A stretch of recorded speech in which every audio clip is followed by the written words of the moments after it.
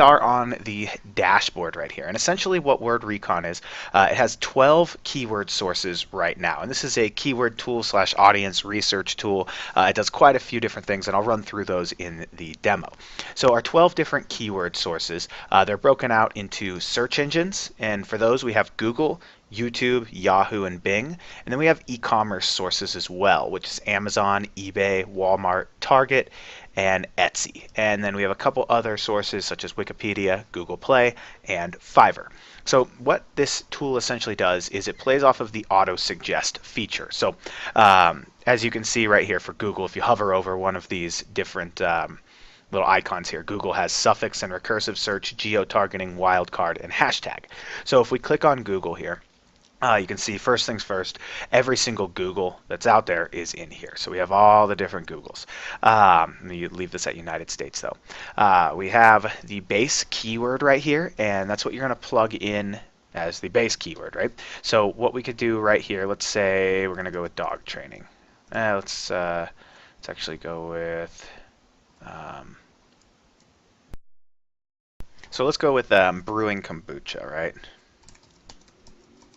So what's going to happen is this suffix right here, first things first, we'll turn this on. We can go with none if we'd like, and what that's going to do is basically pull up, the top 10 keywords with that main keyword right there, so brewing kombucha. And the way this works is if we jump over to Google here in this search bar, so you can see brewing kombucha, tea and plastic, commercially, in the winter, with yerba mate, beer. So all of those auto suggest keywords, that this is tapping into those, and that's the same for every single one of these sources here. So that's the basic feature. Then we turn this suffix on here, and what this is going to do is it's going to go brewing kombucha A, B, C. And you can see right here, it's going to go all the way down the line to Z, from A to Z. So we're just going to get a ton of search results, and once again, we'll just come over here and type A. So at home, alcohol, alcohol content. At home, alcohol, alcohol content.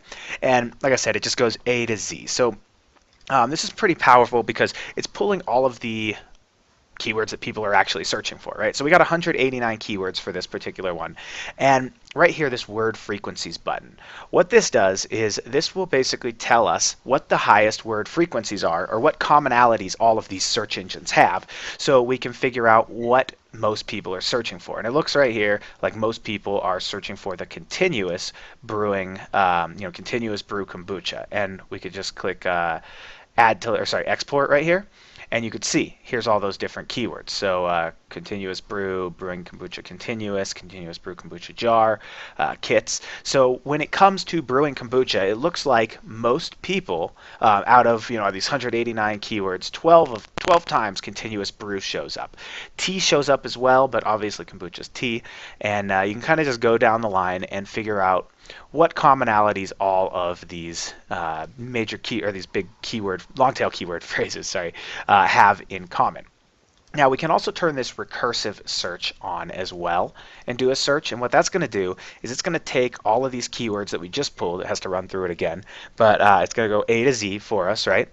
And then it's going to take these long tail keywords and put A to Z after each and every one of those, right? So that's going to take quite a while, but basically you'll see right here, not quite a while, but you can see alcohol, and it's going down through the line and pulling additional keywords and really getting us some very long tail keywords, right? It just keeps going a little bit more. How to make kombucha tea from a Scooby, kombucha beer bottles, and it'll basically pull all of those keywords. So we can compile massive lists of these keywords and pull these word frequencies as well, and then figure out what else is showing up in there. If we do like one of these keywords, we can actually drill down. So like, click this, and what that's going to do is it's going to take this keyword and put it in here, and then we're going to be able to get the really long tail keywords that are in there. We can also do other sources. You can search Amazon, Bing, Wikipedia, Yahoo, YouTube, and any of those additional sources that you'd like, as well as web searches on things like Google Play, Google Trends. That's a huge one. You can see what is actually trending, or when is this keyword seasonal, what happens. Obviously that's a pretty long long tail keyword here, but we could just go like brewing kombucha do that search. And we can actually do the web search with Google Trends here, and this might have a bit more, you know, a bit more search volume. Sometimes we might have to turn this suffix off because it just depends. But, you know, so we could basically do the Google Trends over here, and this may have, maybe I just picked a bad niche. There we go. So it looks like, you know, people are obviously searching for it more and more. It's so popular.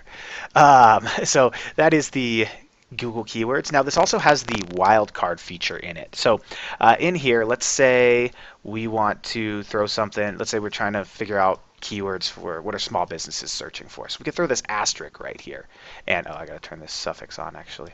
And we want to figure out what are small businesses searching for. So we got this A to Z here, and this is going through and putting the suffix in the front of this, and it's saying, you know, accounting software for small businesses, accounting for small businesses. And once it goes through the list, we can do that word frequencies again, figure out what are small businesses looking for. Well, they're looking for, you know, software, accounting software, things like that. Now we can do the select, unselect, all that good stuff. So that's how the wildcard feature works. It also it can be put in the middle as well. So maybe if we went, let's see, somewhere, if, you know, we're trying to do some niche research for artists. Oops, there we go. We could do a quick search here, and what this is going to do is tell us what types of things artists are interested in, right? And there's actually on the dashboard here, we actually have a keyword search tips PDF built into here, and it talks about all the different things such as audience research that you could do with this, niche research, pain point research, and it runs through exactly how all of these different types of keyword searches work, and helps the user dial this in a little bit more, right? So same thing with YouTube.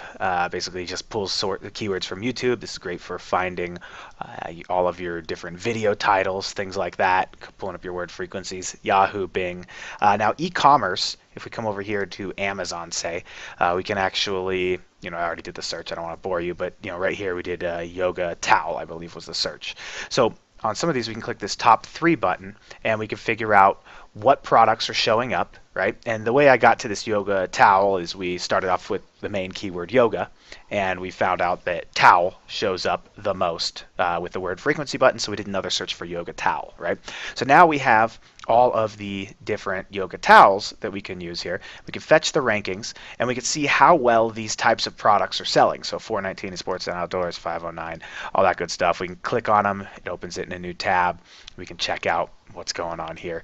And this is going to help everybody dig up you know, hot selling products, basically, by the number of times people are searching, right? And this, you know, Amazon also has the wildcard feature as well. So this has the wildcard. You could put that same asterisk in there and do the same thing, right? So I mean, it's essentially the same thing with all of these sources. I don't want to bore you going through all of these, but same kind of thing. Auto suggest most of them. If you hover over them, you can see which ones have wildcard. I think it's Google and Amazon are the ones with the wildcard. But everything has recursive search, geo-targeting, you know, associated departments, and all that good stuff. So once you get a list of keywords here, so let's say, you know, we got these right here. So we can actually select all of these, and we can add these to a list, and we can name the list, or we can actually, you know, create a new list. We can click add here, and you can see it's not going to add duplicates for us as well, so that's pretty cool. We can compile massive keyword lists, and then over here in our keyword lists, we can actually, you know, click get keywords. Oh, sorry, if we click on the list itself, you can come in here and pull the word frequencies from all, you know, 200 or whatever, 1,300 of these, and you can see that yoga mats are showing up quite a bit, so are towels, but these are obviously the 2 hottest products if you're going that route, but these would also be good keywords for, you know, content marketing, anything like that.